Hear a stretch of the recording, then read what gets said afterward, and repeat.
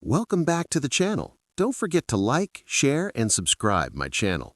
Today, we are explore how to make complex selections visible using mask overlay.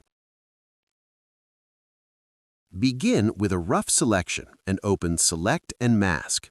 Switch to Mask Overlay View mode to instantly identify difficult areas. The colored overlay helps reveal missed edges and overlapping details. Use the Brush tool to carefully refine complex regions such as overlapping objects or detailed textures. Adjust brush size and zoom level frequently for better accuracy. Toggle between view modes to confirm selection clarity. Once refined, output as a layer mask. This technique improves visibility and control,